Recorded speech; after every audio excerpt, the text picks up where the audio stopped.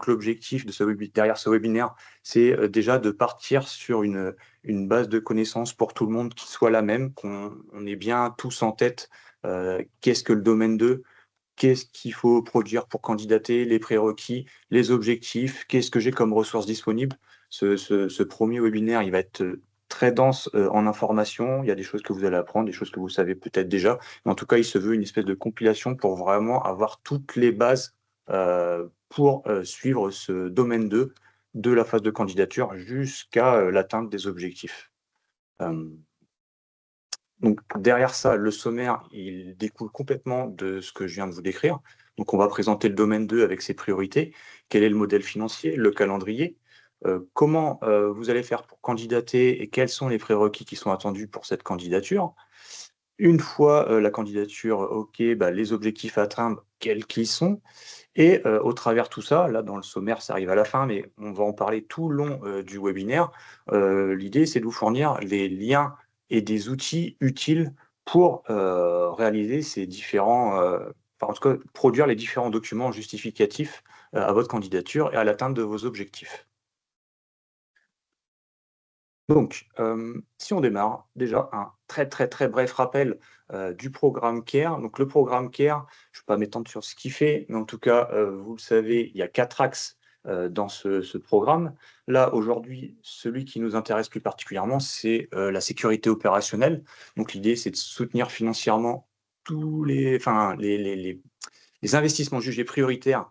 Et tout ça, c'est découpé par domaine sur la sécurité opérationnelle, différents domaines. Certains, pour les nommer, ils sont entre crochets. Il y a quelques conditions dans le futur pour qu'ils y arrivent ou pas. Mais en tout cas, aujourd'hui, au sein de cet axe sécurité opérationnelle, le domaine qui nous concerne, le 2, est le domaine de la stratégie et de la continuité et reprise d'activité. Donc le D2. Donc ce D2, maintenant on va zoomer dessus. Qu'est-ce qu'il y a dedans? Donc déjà, d'un point de vue pécunier, l'enveloppe budgétaire pour ce domaine 2, c'est 45 millions d'euros. Les cibles, c'est le sanitaire, qu'il soit public et privé. Et derrière cette stratégie de continuité et de reprise d'activité, il y a 2 priorités essentielles. Enfin, il y en a 2 tout court. C'est assurer la continuité et la reprise d'activité. Donc ça, de quoi on parle là? C'est en gros comment les établissements peuvent maintenir ces activités métiers dans le cadre d'une cyberattaque. Donc quand je parle de maintenir les activités, il faut se préparer, s'organiser, savoir réagir en cas de cyberattaque, mais vraiment réagir avec l'objectif d'assurer la continuité du métier, quoi. Ces services de soins, c'est l'ensemble des activités liées à l'établissement. La cyberattaque, en gros, la priorité est vue via le prisme de la cyber, mais là, on parle vraiment d'assurer notre activité propre sur nos structures et établissements.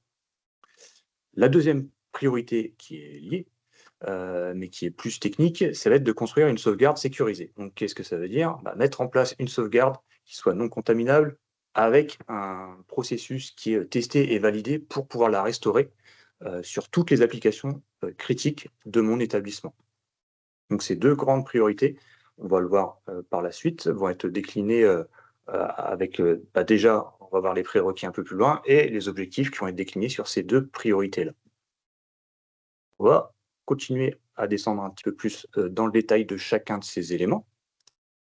D'un point de vue financier, je vais aller très vite, c'est très très proche par rapport à ce que vous avez pu connaître sur le domaine 1. Donc le modèle pour ce domaine 2, ça se base sur une clé de répartition qui est l'activité combinée. Donc le principe, c'est un forfait. Le tarif par point d'activité combinée, c'est 0,375 €. Il y a un montant plafond qui est de 400 000 € et un montant plancher qui est de 7 000 € par entité juridique. Le montant plafond du financement est calculé donc en multipliant l'activité combinée de chaque entité juridique et en lui appliquant bien sûr le fameux plancher et le plafond. Je ne m'attarde pas plus là-dedans. Logiquement, c'est quelque chose de très proche à ce que vous avez connu sur le domaine 1. L'information importante, c'est que sur le site de l'ANS, quand vous aurez le support, vous pourrez cliquer sur le petit lien. Vous avez la liste des établissements qui sont éligibles au dispositif. Donc, hop, un petit clic et là, vous aurez un joli tableau Excel avec la liste des établissements. Et dans ce tableau Excel, vous aurez également l'information des montants plafonds applicables pour chacun de ces établissements.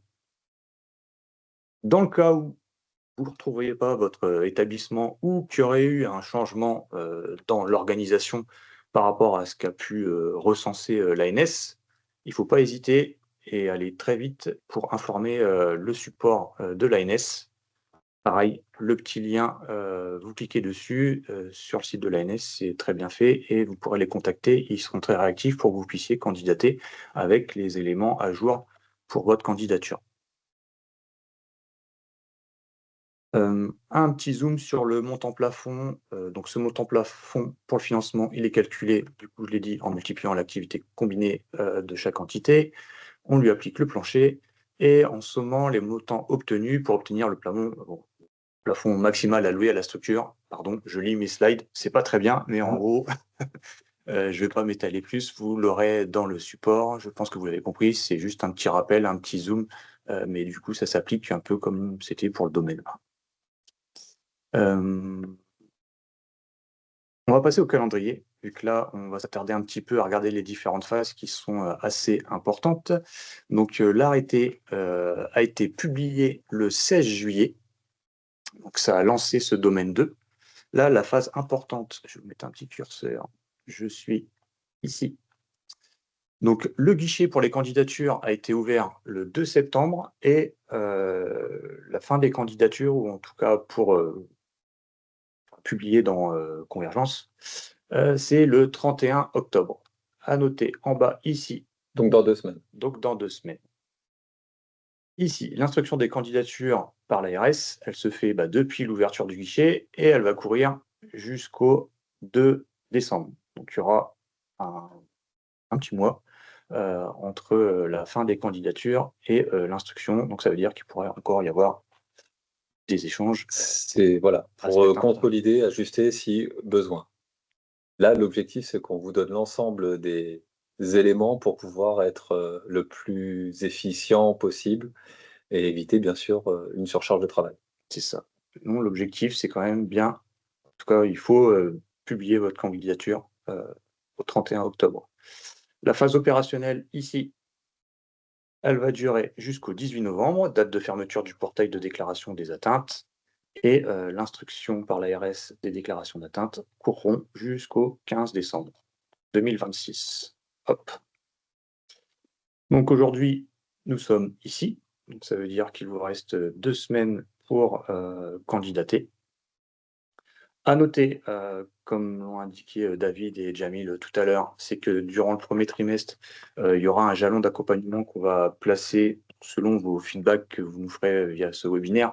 En gros, l'idée, c'est d'aller de plus en plus finement dans l'accompagnement de vos différents établissements. Et quand je parle de finement, c'est individualisé, en gros, l'accompagnement. Donc typiquement, c'est pour ça qu'on a mentionné un jalon d'accompagnement et on n'a pas encore formalisé si c'était un webinaire ou un autre format. C'est parce qu'on attend, nous sommes preneurs en fait de vos avis pour voir quelle est la formule la plus adaptée pour tous.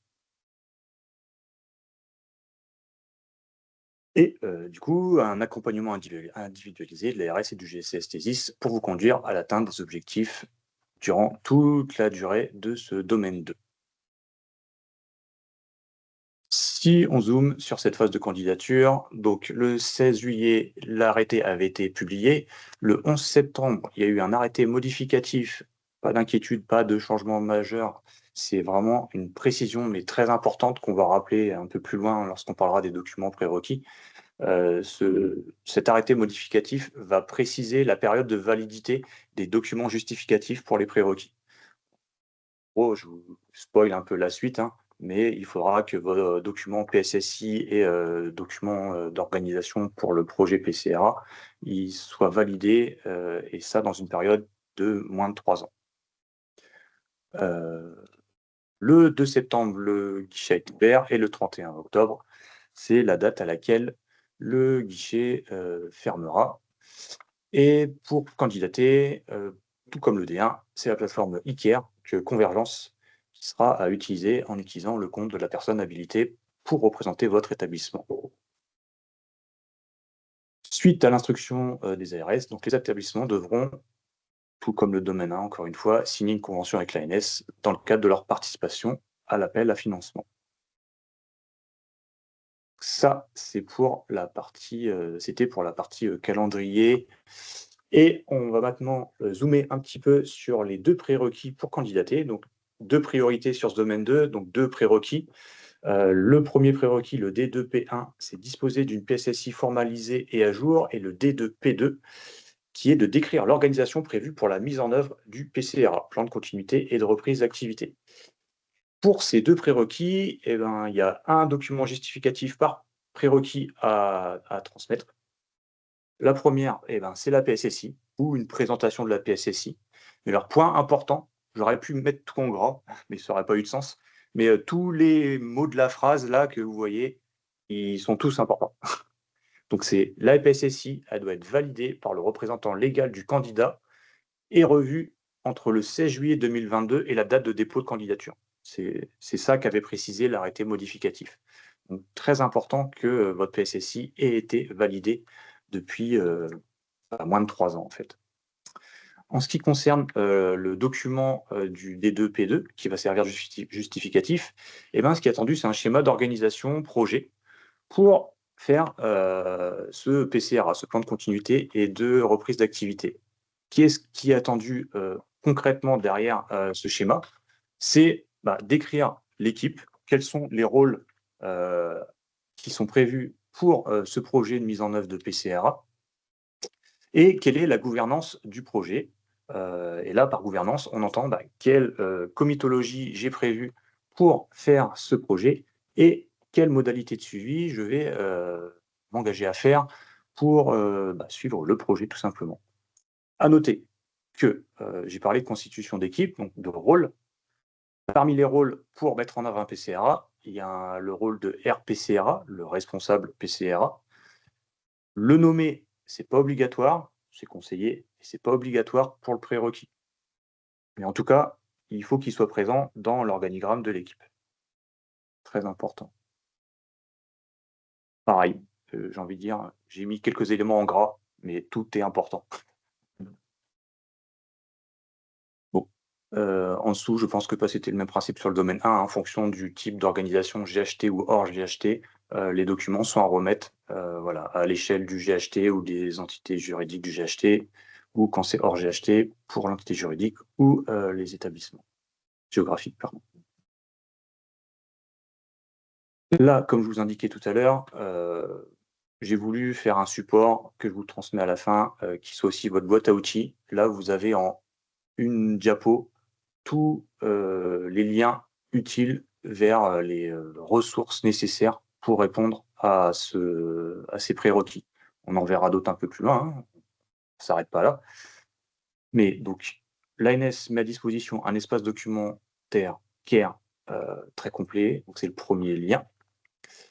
Si vous voulez consulter l'arrêté, il est là. L'arrêté modificatif du 8 septembre, il est ici.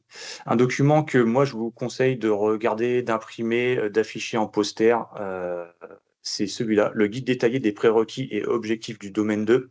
Honnêtement, c'est celui qui contient tous les prérequis, tous les objectifs sont décrits de manière détaillée et c'est marqué, on va dire, les règles de gestion attendues pour ces documents-là. Tout écrit noir sur blanc, hyper complet. C'est une trentaine de pages, très pratique. L'ANS avait déjà déroulé 2 webinaires. Vous les trouvez en replay. Donc là, je vous ai mis le lien sur le premier webinaire qui présentait les prérequis. Et la liste des établissements éligibles, je vous ai rappelé. La plateforme CARE pour candidater Convergence, le lien est ici. Le contact support ANS en cas de souci avec Convergence aussi, il faut mentionner des modifications dans votre organisation, c'est ici.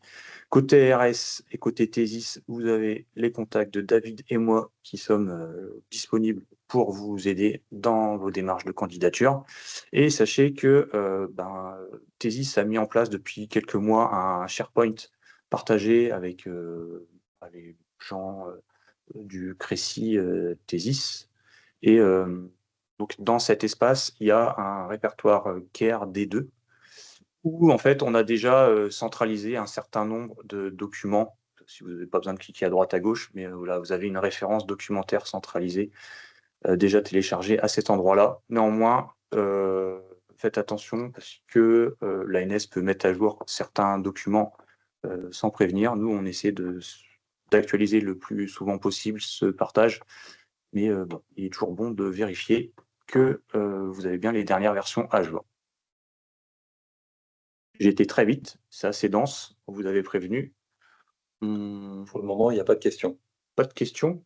Si vous en avez, n'hésitez pas, hein, comme on vous a dit. Bon, c'est vrai qu'il y a beaucoup d'informations qui arrivent au fil de l'eau, donc pour l'instant, je pense que vous êtes en train d'assimiler cette information.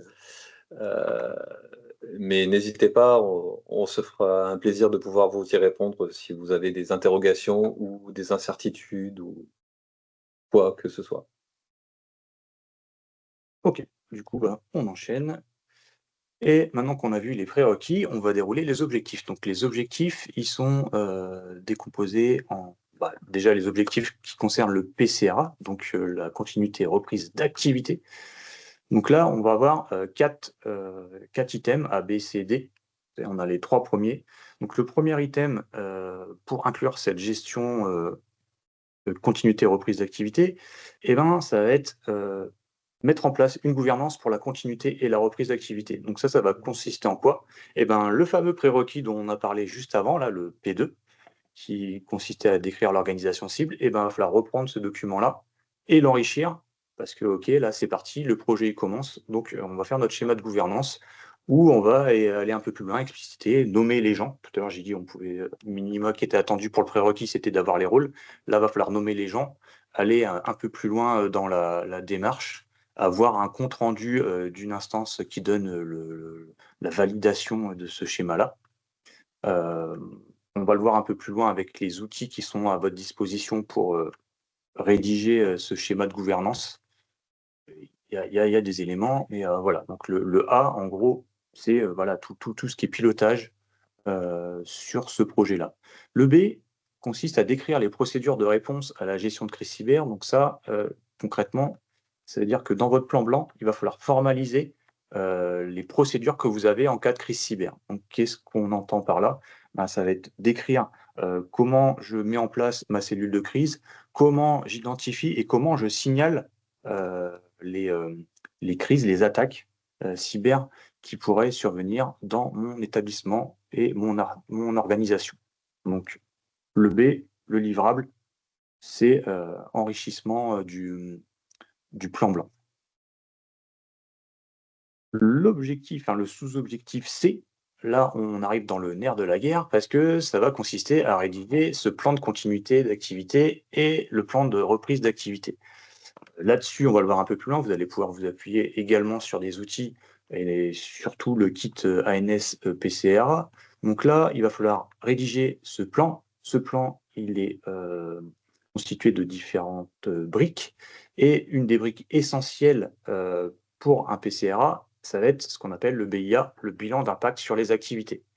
Donc, pour faire ces bilans d'impact sur l'activité, il va falloir, alors déjà, peut-être préciser pour ceux qui ne le savent pas, en quoi consiste un bilan d'impact sur les activités, le BIA. En fait, ça va être une cartographie des services de votre établissement. Et au travers ce BIA et de ces services, on va analyser les impacts que peuvent avoir différentes perturbations sur les activités de l'établissement. Ça va permettre d'identifier des systèmes critiques et donc ça va se concrétiser par des entretiens avec différents services de votre établissement, tous les services, c'est conseillé de le faire sur tous les services. Et pour obtenir cette cartographie, de cette cartographie, on aura les services critiques sur lesquels on va pouvoir chercher des solutions de continuité et de reprise d'activité. Dans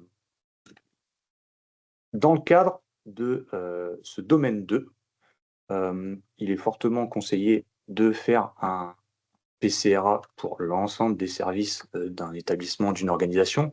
Néanmoins, vu le temps et la charge que ça peut représenter pour les personnes qui vont être partie prenante de ce projet, le domaine 2, lui, il attend au minimum 3 périmètres pour ce PCRA. Le premier, c'est sur un service de soins, avec un impact majeur sur la prise en charge du patient, les urgences, par exemple. Par exemple. Le second périmètre, un plateau technique. Donc là, on parle de pharmacie, imagerie, biologie, donc un plateau technique en lien avec le parcours de soins. Et le troisième périmètre, c'est un processus administratif. Pas n'importe lequel, il faut choisir le plus critique pour votre établissement. En général, je ne veux pas souffler la réponse, mais l'argent faisant, c'est la paye. Comment j'assure ma paye si jamais j'ai un souci? Donc ces 3 BIA et du coup, articuler le plan de continuité et de reprise d'activité sur ces 3 services que vous aurez choisis. C'est ces 3-là qui feront l'objet du financement du domaine 2. Et une fois qu'on a tout ça, le dernier sous-objectif, donc le D du PCRA, il va falloir tester tout ça, voir si tout est cohérent, si ça fonctionne bien.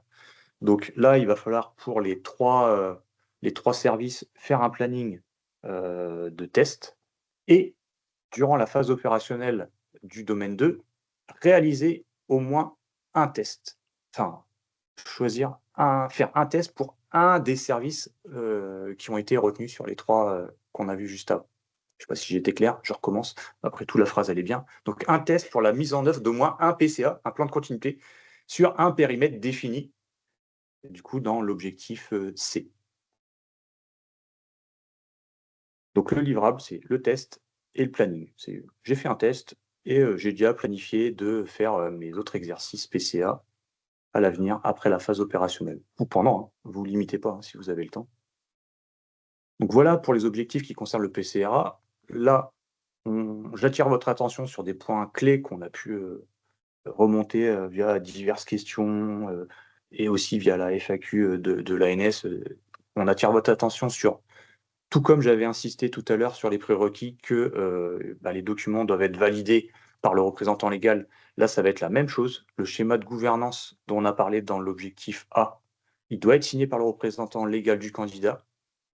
Quand on parle de formalisation, de rédaction du PCRA, donc j'ai parlé du BIA qui va permettre de définir les PCA. Pas oublier qu'un PCRA, il y a un PCA cadre, qui est simplement un document chapeau, en fait, au PCRA. On a notre PCA cadre et ensuite nos PCA pour chaque activité critique qu'on avait définie tout à l'heure. Si on rentre un peu dans le détail, mais très rapidement, un PCRA, ça propose 4 scénarios d'indisponibilité pour identifier en gros les perturbations possibles sur une activité. Dans le cadre du domaine 2, il y a 2 scénarios d'indisponibilité qui devront être traités obligatoirement parmi les 4 définis dans le kit. Et sur ces 2 scénarios d'indisponibilité qui doivent être traités, il y en a un des 2 qui doit être l'indisponibilité du système d'information. Le deuxième, il est au choix. J'ai reprécisé en dessous que quand c'est un GHT, le BIA doit être formalisé pour un nombre d'établissements juridiques qui représente 66 de l'activité combinée du GHT, et quand on est hors GHT, c'est pour un nombre d'établissements géographiques qui représente 66 de l'activité combinée de l'entité juridique. Je l'ai précisé tout à l'heure, mais je l'ai réécrit noir sur blanc. Le test PCA doit nécessairement être réalisé durant la phase opérationnelle de l'appel à financement, sur un des scénarios d'indisponibilité. Je refais hop là, je l'ai raté. Un warning de warning. Par rapport à cet objectif D, un point d'attention, de ne pas confondre ce test PCA et l'exercice de crise qui peuvent être faits, notamment avec vous en ce moment. C'est la période, l'exercice de crise cyber, qui est plutôt un exercice sur table. L'exercice PCRA, lui, c'est un exercice terrain qui doit être fait, quoi. Il n'est pas interdit de combiner les deux. Là, il y a une petite gymnastique et puis une petite logistique à prévoir. Mais en tout cas, sachez que en tout cas, l'exercice de continuité d'activité, il doit avoir son livrable propre pour le domaine 2. Je vais faire un focus très rapide, mais essentiel, à la fois pour les prérequis dont on a parlé et ses objectifs PCRA, parce que l'outillage vraiment clé pour cette partie-là, ça va être le kit PCA PRA qui est fourni par l'ANS. Ce kit, je ne vais pas vous le détailler à fond, mais sachez, ou vous le savez peut-être déjà, qu'il est décomposé en 4 parties. Une première partie qui ils appellent le cadrage projet. Et là-dedans, vous allez trouver un ensemble de documents qui va vous permettre d'initier la démarche. Donc, il y a le mode d'emploi du kit, mais il y a aussi un document de cadrage projet, un modèle de réunion de cadrage, hein. La fiche de mission du responsable PCRA, comment mener les entretiens. La deuxième partie, c'est des documents méthodologiques, donc, où là, on va retrouver la trame du PCRA, le prototype de BIA, en gros, tout ce qui va vous permettre de rédiger ce plan. La troisième partie, c'est la gestion du PCRA. Donc là, vous allez avoir un document qui va expliquer comment j'entretiens ce PCRA sur la durée, ce qu'on appelle la MCO. Et la dernière partie, c'est des exemples de BIA, sachant qu'on va le voir un peu plus loin. Pour les exemples, vous pourrez aussi vous appuyer sur nous côté Thésis, vu qu'on a une expertise grâce à notre expérience, notamment offshore, où on a déjà rédigé un bon petit paquet de BIA et on a pu constituer déjà un premier référentiel d'activités qui pourront accélérer en gros la rédaction de vos PCRA. Donc pourquoi je dis que ces documents sont clés? C'est qu'en fait, les petits documents des 2 premières parties là, cadrage et documents méthodologiques, c'est ces documents où vous allez pouvoir extraire, des infos pour alimenter votre schéma d'organisation. C'est ce qu'on va voir là, si on zoome un petit peu. Donc au sein de ce kit, vous avez plusieurs fiches méthodologiques, la fiche fonction RPCRA, la conduite et le pilotage du PCRA. Donc là, on va avoir tout pour le niveau stratégique de l'établissement, pour éclaircir les rôles et les positionnements au sein de la mise en œuvre d'un projet de PCRA. Et en fait, ces 2 premiers points-là, et ben, vous allez pouvoir, bon, c'est enregistré, mais je le dis quand même, mais copier-coller littéralement des parties de ces documents-là pour faire votre schéma d'organisation. Donc ça, je parle du priorité 2 et l'objectif A, qui est, comme j'ai dit tout à l'heure, l'enrichissement de la priorité 2. Un autre document hyper important, c'est comment mener un entretien de bilan d'impact sur l'activité. Cette cartographie, elle est assez riche. Quand je parle de cartographie, je parle du BIA, hein. Donc, il faut faire un entretien avec les différents services. Donc, de votre côté, il va falloir solliciter les différents personnes au sein de chacun de vos services pour pouvoir mener ces entretiens. Mais pour mener ces entretiens de manière efficace, il y a une méthode. Il y a une petite fiche mémo qui est dans le kit qui peut vous aider. Et encore une fois, Thésis est également là pour vous aider. On a de l'expérience là-dessus. Et ça, cette fiche mémo vous sera utile pour construire le PCRA. Donc l'objectif, c'est l'outil lui-même, BIA, il est disponible dans le kit. Il y a une fiche méthodo aussi pour identifier les solutions de reprise et de continuité d'activité. Et vous avez également une fiche qui explique qu'est-ce qu'il faut faire, quelles actions pour mettre à jour et entretenir mon PCRA. Là, vous faites tout de suite le lien avec ce que je vous ai dit juste avant. Le point 4 et 5, l'outil en lui-même, il va vous aider à construire le PCRA. Et le document MCO, encore une fois, là, vous avez possibilité d'aller faire du copier-coller. C'est très bien fait et vous mettez ça dans votre document maison, charté comme il faut, et vous répondez au prérequis 2 et à l'objectif A. Il y a également des outils, 2, dans le kit. Le premier, j'en ai parlé tout à l'heure, c'est un modèle de cadrage. Alors là, allez-y, encore une fois, ça peut être du copier-coller de l'extrait, vous changez un logo et c'est parti. Et le prototype de BIA, là, pour le coup, c'est exactement ce que vous devez mener pour répondre à l'objectif C. Donc, ce domaine 2 et cette priorité d'accompagnement concernant le PCRA, sachez que nous, on peut vous accompagner pour rédiger les BIA, les PCRA. Aujourd'hui, on a de l'expérience pour le shore, le PSMR. On a plus de 25 BIA disponibles. On a une méthode pour mener les entretiens, accélérer la rédaction des BIA, qui sont vraiment l'outil central pour rédiger ce PCRA. Et grâce à ces différents BA, on a pu commencer à constituer un premier référentiel d'activité, pareil, pour accélérer tout ça sur tous les services du SHOR notamment, donc que ce soit service de soins, administratif ou, j'ai perdu l'autre, support.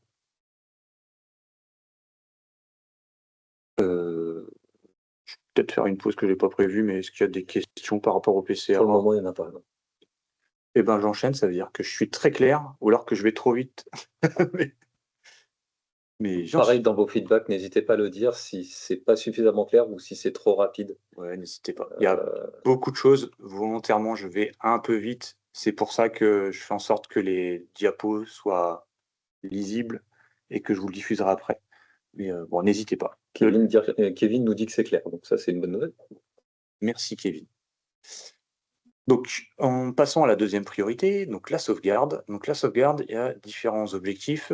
Le premier objectif, le D202, décomposé en A et B, qui simplement va consister à définir cette politique et les plans de sauvegarde et de restauration innés à cette priorité sur la sauvegarde.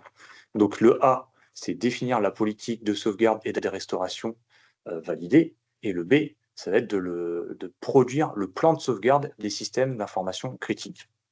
Donc là, je vais juste faire un focus sur deux choses. Ne pas oublier encore cette histoire de validation de moins de 3 ans pour la politique de sauvegarde.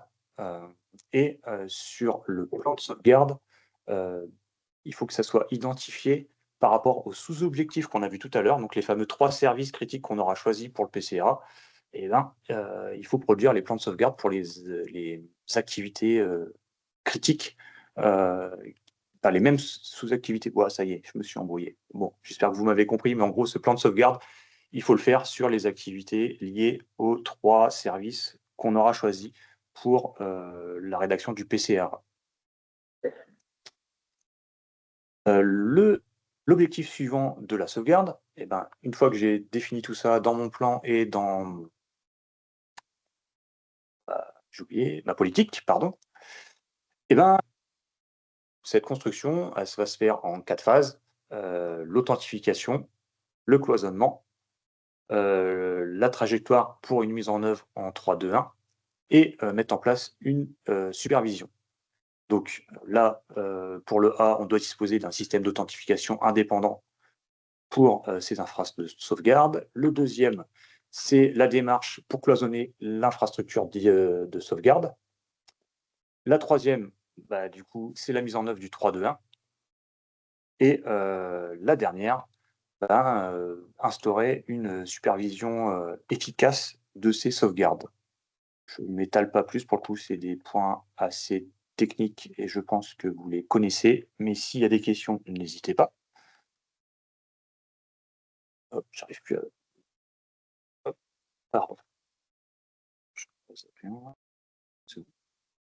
Et le dernier objectif qui concerne la sauvegarde, eh ben, une fois que j'ai défini, que j'ai mis en œuvre, qu'est-ce qu'il me reste à faire? Il me reste à tester la sauvegarde et la restauration. Donc lors de cette phase, il va falloir réaliser les tests techniques pour vérifier que tout fonctionne bien, en tout cas en ce qui concerne la sauvegarde et la remise en marche du système, et identifier au minimum un référent ou correspondant sur les applications métiers critiques telles qu'identifiées dans le sous-objectif D201C. Vous vous rappelez, c'est le fameux objectif PCRA qui indique qu'il faut choisir 3 services au sein de mon établissement. Donc, sur ces objectifs qui concernent la sauvegarde, donc côté Thésis, nous, bien sûr, on peut vous accompagner pour la rédaction de tous ces documents clés, donc politique, plan de sauvegarde, donc la politique qui est plutôt l'aspect technique de la sauvegarde, donc la supervision, l'authentification, l'isolement, le type de support, tout ce qui est lié au D203, et donc qu'on rédige dans le D202. Et le plan de sauvegarde qui, lui, va décrire au minimum les services critiques qu'on aura définis avec leur durée de rétention, le type de sauvegarde, etc. etc. Au niveau de l'accompagnement qui est proposé par Thésis, aujourd'hui, vous êtes déjà accompagné pour la plupart par Thésis, donc ça peut être le prolongement de cet accompagnement dans le cadre de l'offre Thésis. Pour ceux qui sont via le DCA, il y a une centralisation possible et un appui via via le DCA qui peut être fait. Et après, la porte est toujours ouverte pour ceux qui ne sont pas dans les 2 premiers cas, mais normalement, la majorité d'entre vous sont dans le cas 1 ou 2. Mais au cas où, on peut vous faire un accompagnement spécifique selon le besoin. Tout comme tout à l'heure, je vous ai regroupé en une page tous les liens utiles et indispensables pour répondre à ces objectifs. Donc le guide détaillé, j'en ai parlé tout à l'heure, c'est mon document préféré. Je l'ai imprimé et il est à côté de mon lit, je le lis tous les soirs. L'ANS avait fait 2 webinaires, donc là je vous ai mis le lien vers le webinaire qui détaille les objectifs. L'ANS a également, suite à ces 2 webinaires et différents retours qu'ils ont eus, formalisé une FAQ qui est disponible à cet endroit-là. Convergence, vous devez commencer à le connaître. Vous avez OSIS, qui est la base d'indicateur et observatoire régional, dont vous avez le lien ici. Les liens pour les 4 parties du kit ANS PCRA qui sont ici directement. Le kit ANS PCRA service 1, j'en ai pas parlé. Celui-là, à quoi il sert? Il va vous servir pour le test. Comme j'ai dit tout à l'heure, le test PCRA, ce n'est pas le test exercice de crise, donc ce n'est pas le kit ANS exercice de crise cyber. Là, c'est vraiment un kit dédié service de soins pour les tests en cas réel. J'ai rajouté également l'ANS qui a mis à disposition sur sa plateforme e-learning une mini formation, c'est très courte, c'est je ne sais plus, 3 ou 4 modules, je ne veux pas dire de bêtises, de quelques minutes, qui explique qu'est-ce que c'est un PCRA, comment je fais. En gros, c'est une petite vidéo explicative focus sur leur kit. J'aurais pu rajouter, mais vous l'avez déjà, le kit PCRA tel que j'ai mis les 4 liens là. On a tout regroupé sur notre SharePoint Thesis, donc il est également à disposition sur notre SharePoint centralisé.